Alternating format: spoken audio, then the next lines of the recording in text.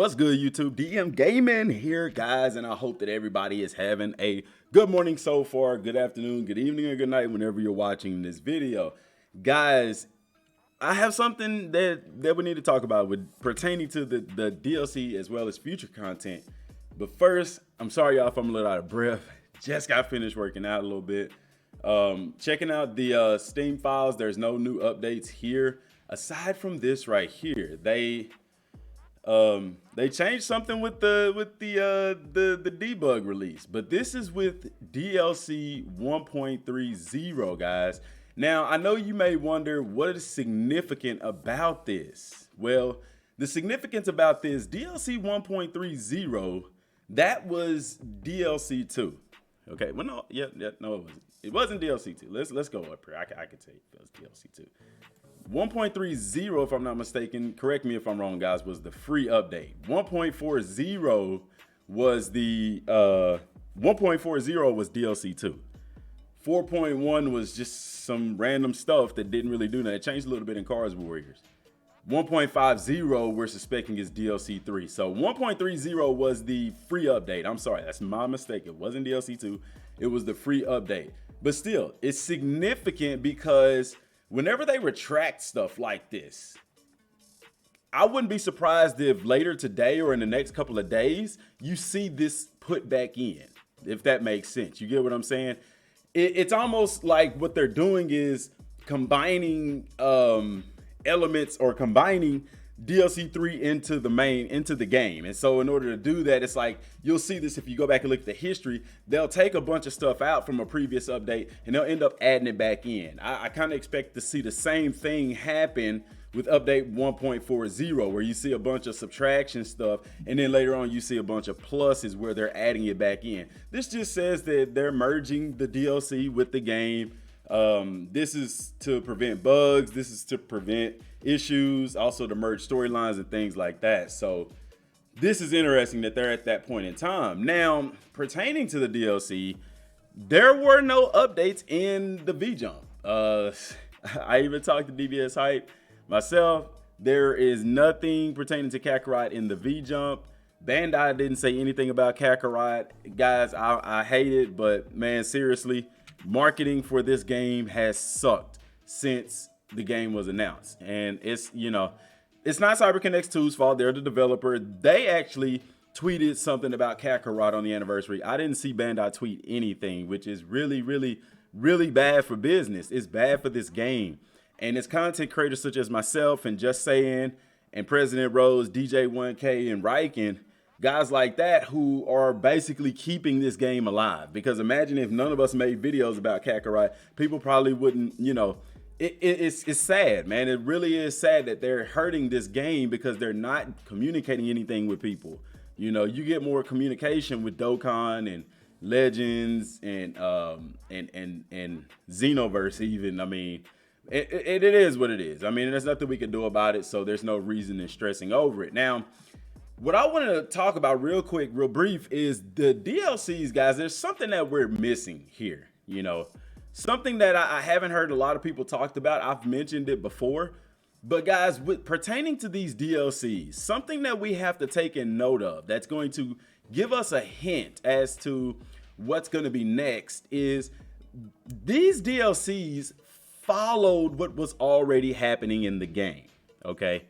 When we got to Beerus and Whis fight, it literally picked up where the game left off for the most part. You had Trunks in the ritual, which was very weird. I don't know why they didn't put Videl. They put Trunks for a reason, guys. And I think even yesterday in President Rose's video, he talked about Trunks. Now, I don't think the next DLC is going to be solely Trunks, but I do think that Trunks plays a role in it because there's a reason that they put him in the Super Saiyan God ritual. There's a reason why after DLC 2, they made it to where Trunks was playable, but I explained this in a previous video, and real quick, just to briefly say it again without going into detail, guys, these two were supposed to come out a lot closer together, guys, but the DLC is basically giving you everything the game gives you without you having to play the game. So think about it as Dragon Ball Super a prequel, a 1.5, like it's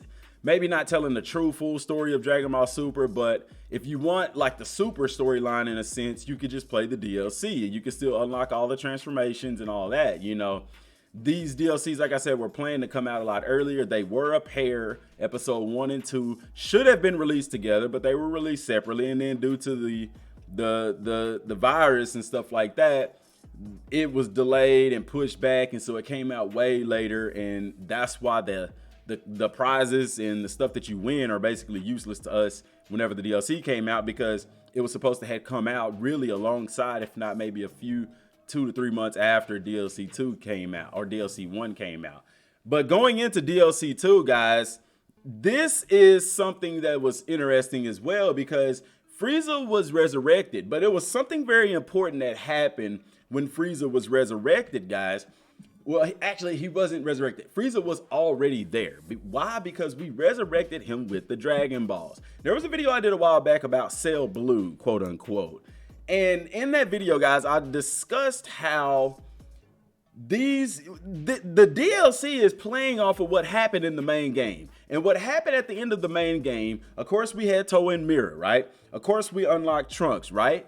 But something special also happened. We revived all the enemies with the Dragon Balls, and Goku specifically talked to each one of them saying that he would train against them. And some of them fought Gohan, some of them fought Vegeta. Yet and still, they were all brought back to life. And if I'm not mistaken, I think Dabura had a change of heart. I don't know. I know he did in the anime. I don't know if he did in the game or not. I can't remember. Y'all let me know in the comment section down below if Dabura ended up having a change of heart when we revived him in the anime as well. But Babidi was revived. Boo was already there. Kid Boo wasn't. I don't remember fighting him again. We destroyed him.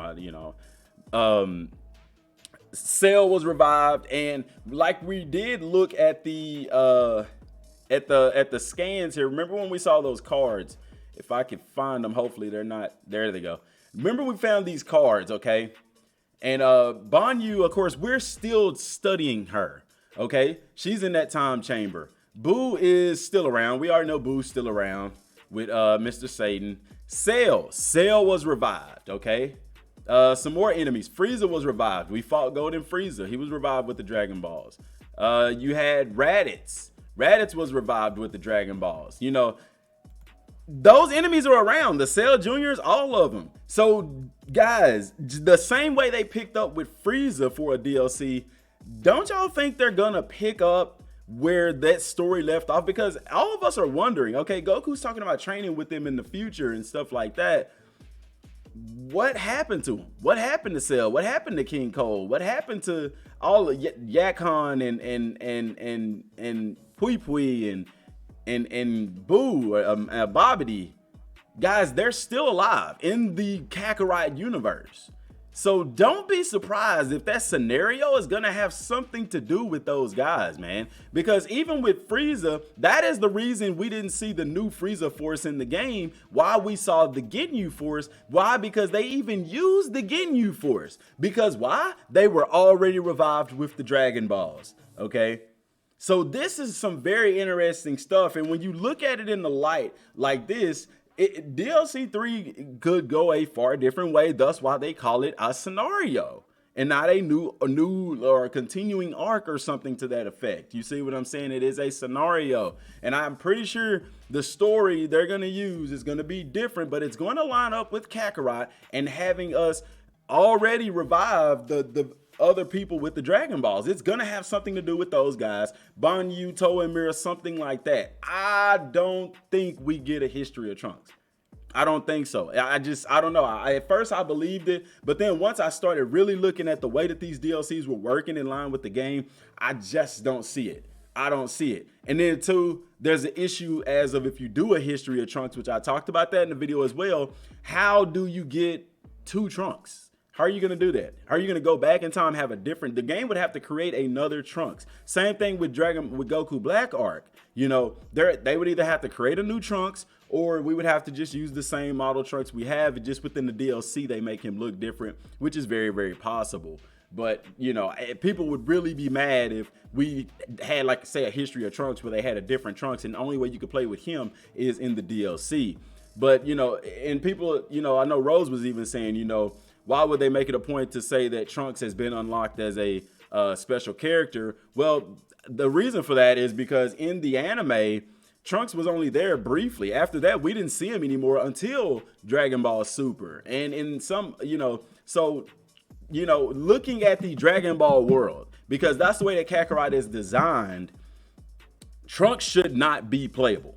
You get what I'm saying? Because he went back into the future after the Cell Saga. You see what I'm saying? So Trunks should not be playable. So in order to make him playable, because they know people are going to want to play with future Trunks, what do? They make him an unlockable character at the end of the game. And the way that they do that is by bringing in the time machine. That way it makes sense that Trunks is there and not just some random unlockable character. And they did it in the DLC as well, because the way that the DLC is going, the DLC basically gives you that super content without you having to play through the quote unquote same old story. So I think that makes more sense as to why Trunks is in the game. And it's not so much saying, I'm not saying that the DLC couldn't have something to do with Trunks, or eventually we couldn't get a Goku Black or a History of Trunks type of thing. But I'm just explaining why Trunks was an quote unquote unlockable character at the end of the game. You get what I'm saying? Because they want this. We are in an actual universe playing Kakarot, okay? And so the DLCs aren't going to deter from that. They're going to build on that. So we have to take that into account. Is that making sense, y'all? It's making sense to me. And if it's not making sense, just ask me a question down below, guys, and I'll answer those questions best as I can to better explain this. And I may have to do a part 2 on this, because this is going on. I didn't mean to do this video for that long, but guys, subscribe to the channel if y'all haven't, man. Hit that like button and share this video with as many people as possible. Don't forget to turn that bell icon so you don't miss a single upload. Hope that y'all have an amazing day. Till next time, thanks for watching. Peace.